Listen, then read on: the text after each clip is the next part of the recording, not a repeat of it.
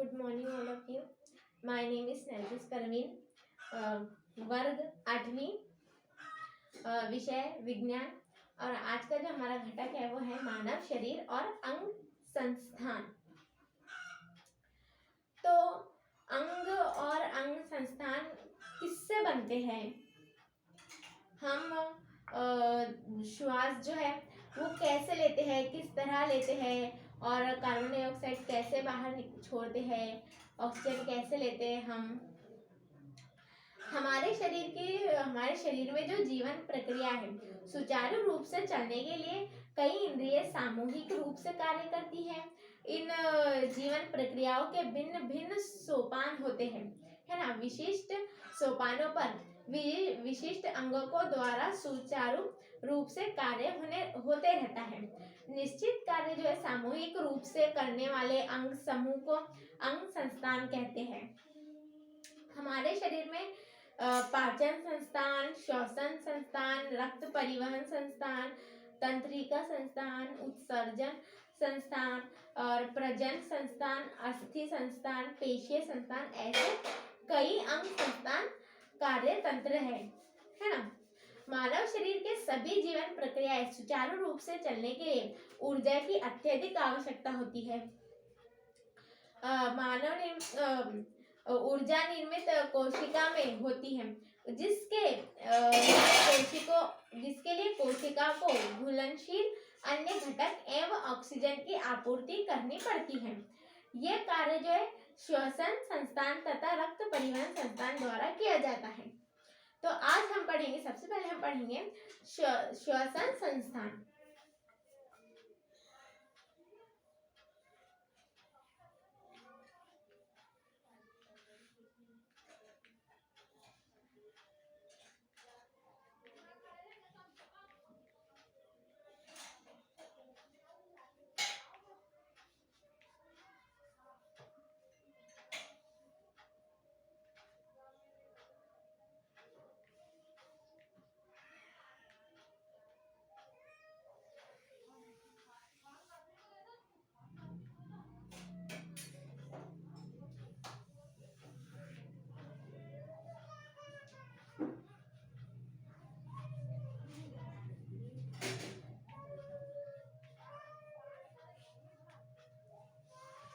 श्वसन संस्थान में हम सबसे पहले पढ़ेंगे,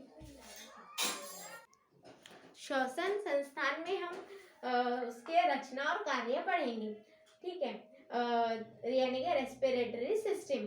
उसके अंदर हम सबसे पहले देखेंगे नाक यानी कि नोज।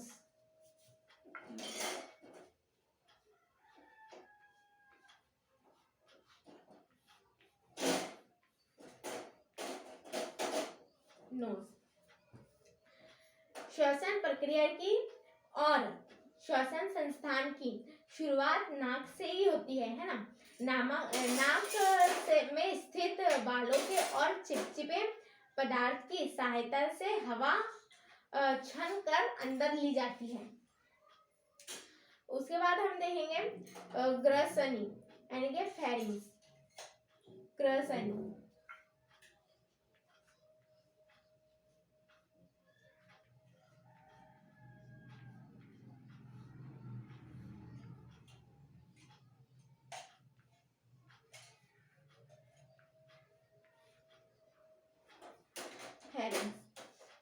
ग्रसनी क्या कार्य करती है? ग्रसनी से आहार नाल और श्वसन लिका की शुरुआत जो है होती है।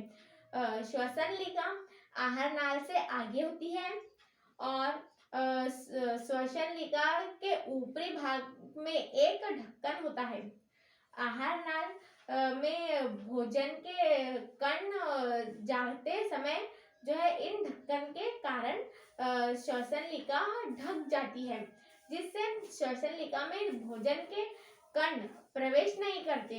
अन्य समय में श्वसन लिका खुली होती है, जिससे हवा ग्रसनी से होकर श्वसन नलिका में जाती है। जैसे कि अब हमें कोई में चाहिए, ये जो है ये है श्वसन संस्थान, ठीक है। इसके अंदर आपको दिखेगा कि नासा छिद्र यानी कि मतलब हवा कैसे नाक के द्वारा जो है अंदर जाती है।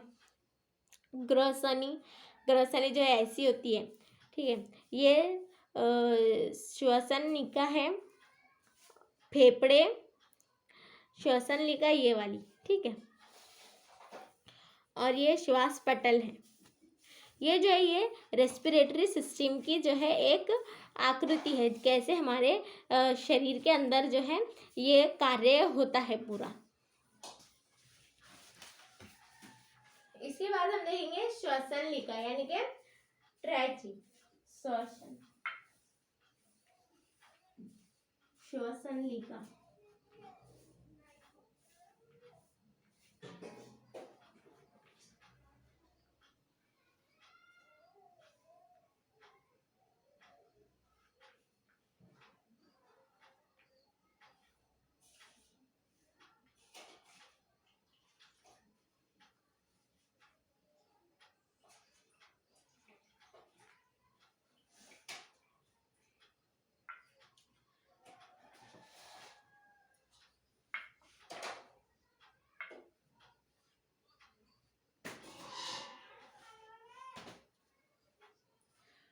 श्वसन लिका क्या है? श्वसन लिका की शुरुआती हिस्सा स्वयंत्र के कारण जो है फूला हुआ होता है, जैसे कि इसमें दिखा है, ठीक है। ये जो है ये श्वसन लिका है। इसका जो हिस्सा जो है स्वयंत्र के कारण जो है फूला होता है। ये जो है ना, इसका थोड़ा फूला हुआ दिख रहा है यहाँ से। ये जो है किसके कारण ये फूला हुआ होता है?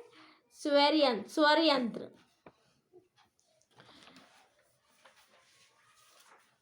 वक्ष में श्वसन लिका दो शाखाओं में जो है विभाजित होती है। एक शाखा दाएं फेफड़े की ओर और दूसरी बाएं फेफड़े की ओर, है ना। ये देखिए, ये दो शाखाएं उसकी ये है, एक ये है, एक ये है ना। तो एक दाएं फेफड़े की ओर जा रही है, एक बाएं फेफड़े की ओर।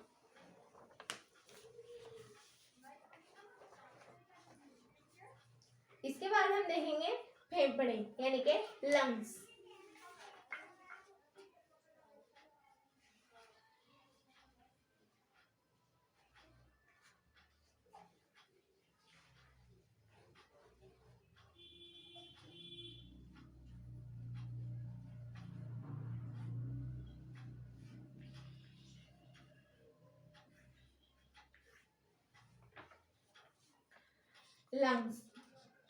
लंग्स जो है ये फेफड़े, ठीक है। ये है फेफड़े, जैसे कि मैंने आपको बताया था, ये फेफड़े हैं। फेफड़े की जो वृक्ष की गुहा में जो है हृदय के दाएं और बाएं भाग में एक एक फेफड़ा होता है ना। एक दाएं भाग में, एक बाएं भाग में।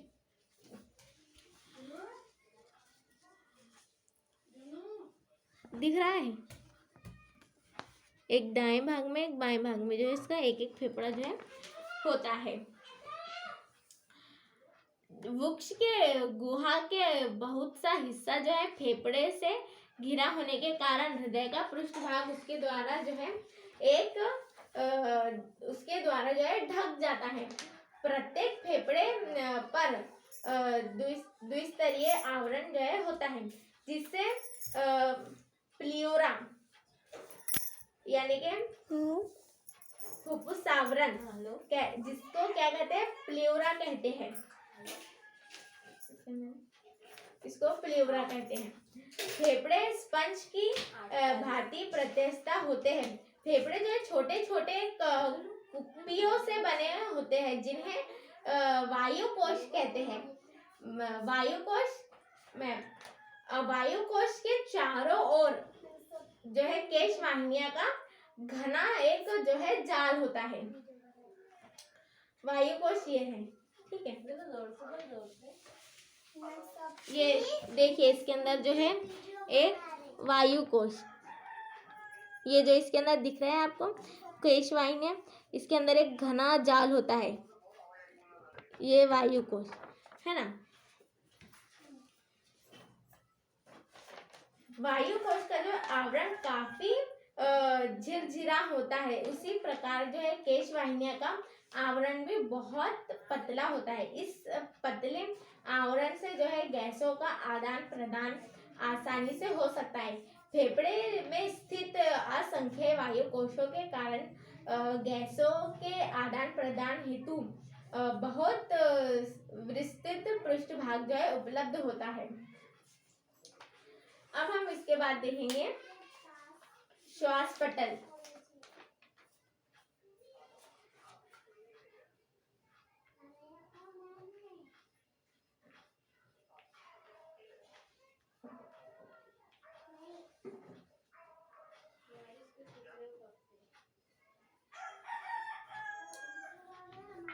श्वास पटल ये हमने देखा, इसके अंदर श्वास पटल ये होता है, ये इसको जो है श्वास पटल बोलते हैं इसको। श्वास पटल का क्या कार्य है? पसलियों से बने छाती के पिंजरे के निचले भाग में जो है भाग में जो है पेशियों से बना एक पर्दा होता है, इसे श्वास पटल कहते हैं। किसको कहते हैं? श्वास पटल। पसलियों से बने छाती के पिंजरे के निचले भाग में जो है पेशियों से बना एक पर्दा होता है, उसको हम बोलते हैं श्वास पटल। श्वास पटल वो जो है उदर गुहा और वक्ष गुहा के मध्य जो है स्थित होता है। पसलियों का थोड़ा ऊपर उठना और जो है श्वास पटल का नीचे जाना, ये दोनों क्रियाएं एक साथ होने से फेफड़े का दाब कम होता है, जिससे बाहर की हवा नाक द्वारा जो है फेफड़ों में जाती है और पसलियां अपने मूल स्थान पर आने से और श्वसन पटल फिर से ऊपर उठाए जाने से फेफड़ों पर दाब जो है पड़ता है। इनमें स्थित हवा नाक से होकर जो है बाहर धकेली जाती है। श्वास पटल का निरंतर ऊपर और नीचे होने की हलचल क्या होती है? श्वास छंदन की क्रिया के लिए जो है आवश्यक होती है। हमने क्या देखा? हमने ये वायु कोश के अंदर क्या क्या होता है देखें।